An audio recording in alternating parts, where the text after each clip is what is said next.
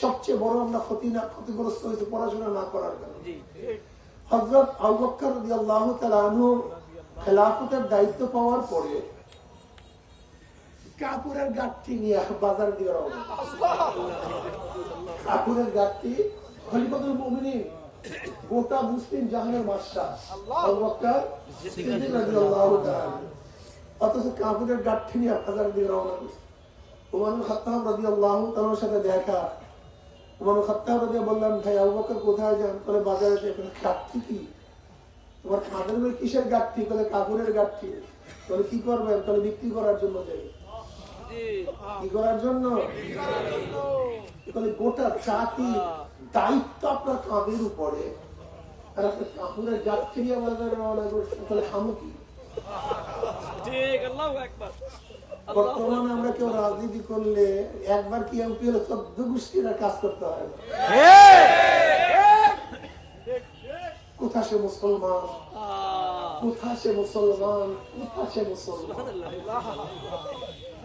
MP হলে 14 গোষ্ঠীর কাজ করতে হয় না। আর আবু বকর সিদ্দিক রাদিয়াল্লাহু খলিফাতুল মুমিনিন হওয়ার পরে কাপড়ের গাঁটটি নিয়ে রওনা করছে। বলে খাবো কি? সংসার চলবে কিভাবে? পরিবার পরিজনের মুখে খানা তুলবো কিভাবে? কারণ দরকার নেই আপনার ব্যবসা বাণিজ্য করা, চলেন আপনার বাইতুল মাল থেকে কিছু আপনাকে ভাতা নির্ধারণ করি। বাইতুল মাল থেকে কিছু ভাতা নির্ধারণ করি। আমিনুল মুমিনিন খলিফাতুল মুসলিমিনের ভাতা জানেন কি পরিমাণ? বাইতুল মাল থেকে সরকারি ফান্ড থেকে তাকে কি পরিমাণে ভাতা দেওয়া হয়েছে জানেন?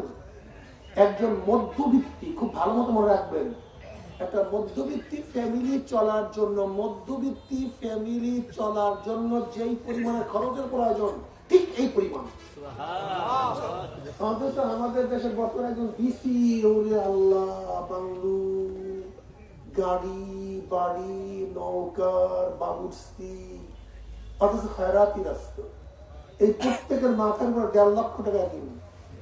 এই যত মানুষ এখানে দেখেন বাংলাদেশের প্রত্যেকটা মানুষের উপরে 1 লক্ষ টাকা ঋণ নিয়ে জন্মগ্রহণ করি। প্রত্যেকের উপর ঋণই আমরা। অথচ আমাদের অফিসার অবিচার, অফিসার না তো অবিচার। এই অফিসার খয়রাতি রাষ্ট্র অফিসার দেখলে আমি নিজেই হাসি, মাঝে মাঝে আমি নিজেই হাসি যে আজীব, কি আজীব এক দেশ, আজীব এক কান্ট্রি। তুমি তোমার টাকা দিয়ে হেলিকপ্টারে ঘোরো, কোনো আফসোস তাই, কিন্তু সরকারি টাকা ব্যবহার করার আগে চিন্তা করতে হবে খয়রাতিরও ট্যাক্সের টাকা এখানে।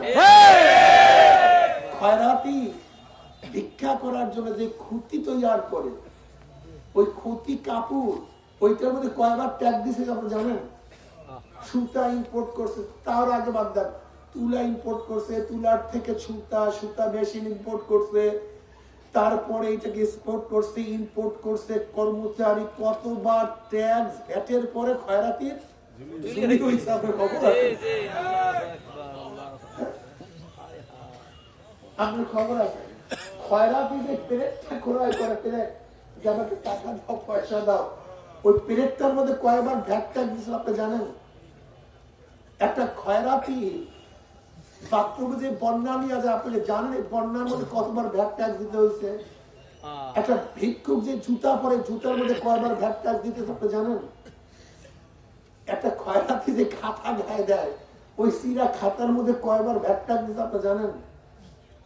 একটা খয়রাতি যে চাউল কিনে তার মধ্যে ভ্যাট ট্যাক্স দিতে হয়। আপনারা সব বাদ, অর্থাৎ বাংলাদেশের এমন কোন মানুষ নেই যে চশমাটা কিনছে কতবার এর মধ্যে ভ্যাট ট্যাক্স দিতে হয়েছে। এই টুপিটা বানাইছি, এই ঘড়িটা কিনছি, এর মধ্যে কতবার ভ্যাট ট্যাক্স দিতে আপনারা জানেন? অথচ আমাদের দেশে সমস্ত ভিক্ষুকদের পয়সা নিয়ে আমরা যারা ক্ষমতায় যাই, আমরা জালেম হয়ে যাই। আল্লাহ মাফ করে দেব আমাদের সবাইকে। যদি মাথার মধ্যে একবার থাকতো টাকাগুলি কাদের, আপনারা সবাই জানেন বাংলাদেশের কোন ধনীদের জন্য বরাদ্দ নেই। বাংলাদেশের কোন কথা করে না, ধনীর জন্য কোনো বরাদ্দ নেই। কিন্তু ভালো মতো জানবেন, ধনীদের জন্য পুরো বরাদ্দ নেই, সব বরাদ্দ গরিবদের জন্য। আর খায় ওই গরিবদের টাকা, খয়রাতির টাকা, ভিক্ষুকের টাকা, মিসকিনের টাকা, এতিমদের টাকা। বিকল্প মহব্বতের টাকা ওরা খায়।